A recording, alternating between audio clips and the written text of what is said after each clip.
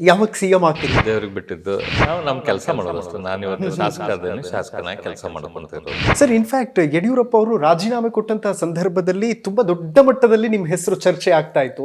ಅರವಿಂದ್ ಬೆಲ್ಲದವ್ರಿಗೆ ಕೊಡ್ತಾರೆ ಅಂತ. ಹೈಕಮಾಂಡ್ದವ್ರು ಯಾವಾಗ ಏನು ಹೆಂಗೆ ಮಾಡ್ತಾರೋ ಅದು ಅವ್ರಿಗೆ ಬಿಟ್ಟಿದ್ದು. ವಿಧಾನಸೌಧದಲ್ಲಿ ವಿರೋಧ ಪಕ್ಷದ ನಾಯಕರು ಯಾರು ಆಗ್ತಾರೆ, ಯಾರು ಟಕ್ಕರ್ ಕೊಡ್ತಾರೆ ಸಿದ್ದರಾಮಯ್ಯ ಅಂತ ಘಟಾನುಘಟಿಗೆ ಅನ್ನುವಂಥ ಚರ್ಚೆ ತುಂಬಾ ದೊಡ್ಡ ಮಟ್ಟದಲ್ಲಿ ನಡೀತಾ ಇತ್ತು. ಅಧ್ಯಯನ ನಾನು ಸರ್ಟನ್ಲಿ ನನಗೆ ಮೊದಲಿಂದನೂ ಅಧ್ಯಯನ ಮಾಡೋ ಪದ್ಧತಿ ಹವ್ಯಾಸ ಐತಿ. ನಮ್ಮ ಲೀಡರ್ ಆಫ್ ದ ಅಪೋಸಿಷನ್ ನಮ್ಮ ಆರ್ ಅಶೋಕ್ ಅವರು. ಬೇರೆ ಬೇರೆ ಪಕ್ಷಗಳಿರ್ಬೋದು, ಬಟ್ ಯಾವ್ಯಾವ ಪಕ್ಷನ ನೀವು ಹೇಗೆ ನೋಡ್ತೀರೋ ನನಗಂತೂ ಗೊತ್ತಿಲ್ಲ.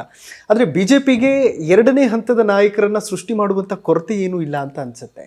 ಆರ್ಗನೈಸೇಷನ್ ಆಕ್ಟಿವಿಟೀಸ್ ಹೆಚ್ಚಿರ್ತಾವೆ ಕಂಪೇರ್ ಟು ಬೇರೆ ಪಾರ್ಟಿಗೆ. ನಮ್ಮ ಪಾರ್ಟಿ ಇಲ್ಲಿ ಕಂಪೇರ್ ಮಾಡಿದ್ರೆ ಕಂಪೇರ್ ಟು ಕಾಂಗ್ರೆಸ್ ಇದೆ. ಲೈಕ್ ಯಾವಾಗ ಸಿಎಂ ಆಗ್ತೀರಿ? First question. ಅದೆಲ್ಲ ನಾವು ನಮ್ಮ ಕೆಲಸ ಮಾಡೋದಷ್ಟು. ನಾನು ಇವತ್ತು ಶಾಸಕ ಅದೇನೆ, ಶಾಸಕನಾಗಿ ಕೆಲಸ ಮಾಡ್ಕೊಂತಿರೋದು.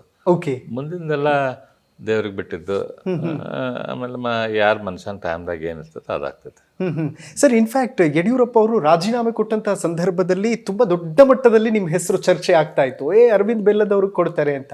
ಇನ್ಫ್ಯಾಕ್ಟ್ ಪಟಾಕಿ ಕೂಡ ಸಿಡಿಸಿದ್ರು ಹುಡುಗರು. ಏನು ಗೊತ್ತಿಲ್ಲರಿ ಅವು ಏನು ಹೆಂಗದ ನ್ಯೂಸ್ ಬಂತು, ಹೆಂಗಿದು ಆಯಿತು, ಒಟ್ಟು ಅದಿತ್ತು ಆ ಟೈಮ್ದಲ್ಲಿ. ಸೊ ಹೈಕಮಾಂಡ್ದವ್ರು ಯಾವ ಕ್ರೈಟೀರಿಯಾ ಮೇಲೆ ಡಿಸೈಡ್ ಮಾಡ್ತಾರೋ ಏನು ನಮ್ಗದು ಹೆಂಗೆ ಹೈಕಮಾಂಡ್ ಮಾಡ್ತಾರೆ. ಅವರು ಡಿಫ್ರೆಂಟ್ ಫಾರ್ಮುಲಾ, ಡಿಫ್ರೆಂಟ್ ಇದು ಪ್ರಾಸ್ಪೆಕ್ಟಿವ್ಸ್ ಇದು ಮಾಡ್ತಾರೆ. ಇವಾಗ ಮಧ್ಯಪ್ರದೇಶ್ ನೋಡಿರಿ, ರಾಜಸ್ಥಾನ್ ನೋಡಿರಿ, ಕಂಪ್ಲೀಟ್ಲಿ ಸರ್ಪ್ರೈಸ್. ಹೌದು.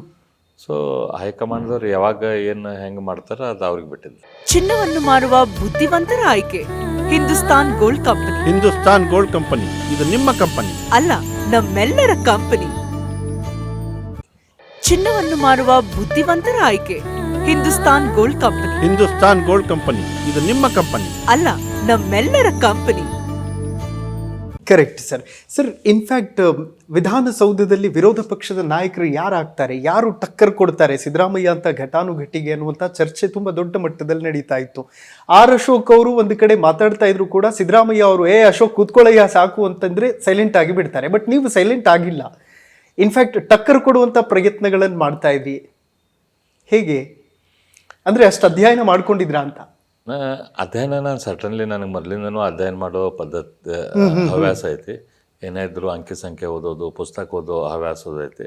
ಹಾಗಾಗಿ ಇದು ಮಾಡಿರ್ತೀನಿ. ಆದರೆ ಈಗ ನಮ್ಮ ಲೀಡರ್ ಆಫ್ ದ ಅಪೋಸಿಷನ್ ನಮ್ಮ ಆರ್ ಅಶೋಕ್ ಅವರು. ಸೊ ಆ್ಯಕ್ಚುಲಿ ಅವ್ರು ಅದನ್ನು ಫಸ್ಟ್ ಮಾಡ್ತಾರೆ. ಅದಿಲ್ಲ ಅಂತನ್ಕೂ ಈಗ ನಮ್ಗೆ ಅನಿವಾರ್ಯವಾಗಿ ನಮ್ಮ ಪಕ್ಷದಲ್ಲಿ ಇವತ್ತು ಭಾಳಷ್ಟು ಜನ ಸೀನಿಯರ್ಸ್ ಇಲ್ಲ. ಹೌದು, ಸೋತ್ ಬಿಟ್ಟಿದ್ದಾರೆ. ಹಾಗಾಗಿ ನ್ಯಾಚುರಲಿ ನೆಕ್ಸ್ಟ್ ರೌಂಡ್ ನಾವು ಎಲ್ಲರೂ ಡಿಫೆಂಡ್ ಮಾಡ್ಬೇಕಾಗ್ತೈತಿ. ಸರ್, ಇನ್ಫ್ಯಾಕ್ಟ್ ಯಡಿಯೂರಪ್ಪ ಅವರು ಒಂದು ಕಡೆ ಮತ್ತು ಈಶ್ವರಪ್ಪ ಅವರು ಒಂದು ಕಡೆ, ಸಿದ್ದರಾಮಯ್ಯ ಅವರು ಒಂದು ಕಡೆ ನಿಂತ್ಕೊಂಡಾಗ ಸದನದ ಒಂದು ಸ್ವಾರಸ್ಯ ಇರ್ತಾ ಇತ್ತು. ಆ ಸ್ವಾರಸ್ಯನ ಇವತ್ತು ಮಿಸ್ ಮಾಡ್ಕೋತೀರಿ? ಹಾಗೇನಿಲ್ಲ, ಯಾವಾಗಿದ್ರು ಏನಾಕೈತಿ, ಇವು ಆ ಸೆಟ್ ಆಫ್ ಒಂದು ವ್ಯಾಕ್ಯೂಮ್ ಆದಾಗ ನೆಕ್ಸ್ಟ್ ಸೆಟ್ ಆಫ್ ಜನ ಅಲ್ಲಿ ಬರ್ತಾರೆ. ಎಲ್ಲಿ ತನಕ ಅದು ವ್ಯಾಕ್ಯೂಮ್ ಕ್ರಿಯೇಟ್ ಆಗೋದಿಲ್ಲ ಅಲ್ಲಿ ತನಕ ಬೇರೆ ಹೊಸ ಶೂಟ್ಸ್ ಬರ್ತಿರೋದಿಲ್ಲ. ಈಗ ನ್ಯಾಚುರಲಿ ಇಷ್ಟು ದಿನ ಅವರ ಡಾಮಿನೇಟ್ ಮಾಡ್ತಿದ್ರು ಫ್ಲೋರ್ದಲ್ಲಿ. ಈಗ ಇನ್ಫ್ಯಾಕ್ಟ್ ನೀವು ಕರ್ನಾಟಕದ ಪಾಲಿಟಿಕ್ಸ್ ನೋಡಿದ್ರೆ, ಕರ್ನಾಟಕದ ಪಾಲಿಟಿಕ್ಸಲ್ಲಿರುವಂಥ ಎಲ್ಲ ಸ್ಟಾಲ್ವರ್ಡ್ಸು ಅವರು 1983 ಟೈಮ್ದಲ್ಲಿ ಪಾಲಿಟಿಕ್ಸಿಗೆ ಬಂದರು. ಸಿದ್ದರಾಮಯ್ಯನವ್ರು ಇರ್ಬೋದು, ಯಡಿಯೂರಪ್ಪನವ್ರು ಇರ್ಬೋದು, ಈಶ್ವರಪ್ಪ ಅವ್ರು ಇರ್ಬೋದು. ಈಗ ಇವರೆಲ್ಲರೂ 83 ಟೈಮ್ದಲ್ಲಿ ಪಾಲಿಟಿಕ್ಸಿಗೆ ಬಂದರು. ಅದೇ ಟೈಮ್ದಾಗ 83 ಸಂದರ್ಭದಲ್ಲಿ ಏನು ರಾಮಕೃಷ್ಣ ಹೆಗಡೆ ಅವರು ಮೊದಲು ಮುಖ್ಯಮಂತ್ರಿ ಆದರು. ಅದೇ ಟೈಮ್ದಾಗ ಅದೇನು ಕ್ಯಾಬಿನೆಟ್ ಇತ್ತಲ್ಲ, SR ಬೊಮ್ಮಾಯಿ ಅವರಿದ್ದರು, ಅದರಲ್ಲಿ HD ದೇವೇಗೌಡರಿದ್ದರು, B ರಾಜಯ್ಯನವರಿದ್ದರು, ನಜೀರ್ ಸಾಬ್ ಅವರಿದ್ದರು, ರಘುಪತಿ ಇದ್ದರು, ಸೊ ಈ ಲಕ್ಷ್ಮೀ ಸಾಗರ್ ಇದ್ದರು. ಈ ಟೈಪ್ ಅಗದಿ ಕಂಪ್ಲೀಟ್ಲಿ ಹೊಸ ತಳಿ ಬಂತು ಆ ಟೈಮ್ದಾಗ. ರಾಜಕಾರಣದಲ್ಲಿ ಹೊಸ ವಿಚಾರಗಳು ಬಂದವು. ಒಂದು ಹೊಸ ಮನೋಂತರ ರಾಜಕಾರಣದಲ್ಲಿ ಶುರು ಆಯ್ತು 83ರಾಗ. ಆ ಟೈಮ್ದಲ್ಲಿ ಇದ್ದಂಥವ್ರ ಲೀಡರ್ಸ್ ಇಲ್ಲಿ ತನಕ. ಕರೆಕ್ಟ್, ಹೌದು ಸರ್. ಸೊ 2028ಗೆ ಚೇಂಜ್ ಆಕೈತೆ ಕಂಪ್ಲೀಟ್. 2023 ಒಳಗೆ ಈಗ ಸಾಕಷ್ಟು ಮಟ್ಟಿಗೆ ಚೇಂಜ್ ಆಗೈತೆ. ನೀವು ನೋಡಿದಂಗೆ 2028 ತನಕ ಅಂತಂದ್ರು ಪೂರ್ತಿ ಚೇಂಜ್ ಆಗ್ತೈತಿ ಎಲ್ಲ ಪಾರ್ಟಿ ಹೋಗಿ respective of the party. Correct. ಇವತ್ತು ದೇವೇಗೌಡರಿಗೆ ವಯಸ್ಸಾಯ್ತು. ನಮ್ಮ ಯಡಿಯೂರಪ್ಪನವರು ಕೂಡ ಈಗ ಅವರು ಕೂಡ ಸಕ್ರಿಯ ರಾಜಕಾರಣದ ಚುನಾವಣಾ ರಾಜಕಾರಣದಿಂದ ಅವರ ದೂರ ಇದೆ. ದೂರ ಆಗಿದ್ದಾರೆ. ಸೊ ಸಿದ್ದರಾಮಯ್ಯನವ್ರಿಗೂ ಕೂಡ ಈಗ ಆಲ್ರೆಡಿ 76, 77. ಸೊ ಮುಂದಿನ 28 ತನಕ ಅಂದ್ರೆ ಅವ್ರಿಗೂ ಏಜ್ ಆಗಿರ್ತೈತಿ. ಅವ್ರದ್ದು ಇಂಟ್ರೆಸ್ಟ್ ಏನಿರ್ತೈತಿ ಗೊತ್ತಿಲ್ಲ ಆ ಟೈಮ್ದಾಗ.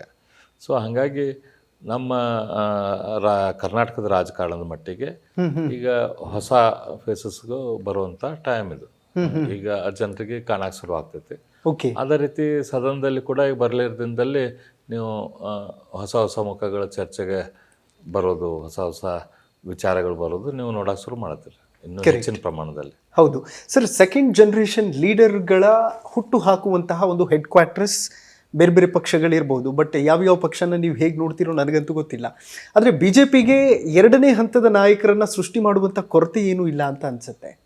ಅದನ್ನು ಹೇಗೆ ಡಿಫೈನ್ ಮಾಡ್ತೀರಿ? ಇದೆ ನ್ಯಾಚುರಲಿ ನಮ್ಮ ಪಕ್ಷದಲ್ಲಿ ಇವತ್ತು naturally second round of leaders ಸಾಕಷ್ಟು ಜನ ಇದ್ದಾರೆ. ಅದ್ರ ಸಂಬಂಧ ಪಾರ್ಟಿ ಏನು ಸ್ಪೆಷಲ್ ಎಫರ್ಟ್ ಏನು ಮಾಡೋದು ಬೇಕಾಗಿಲ್ಲ.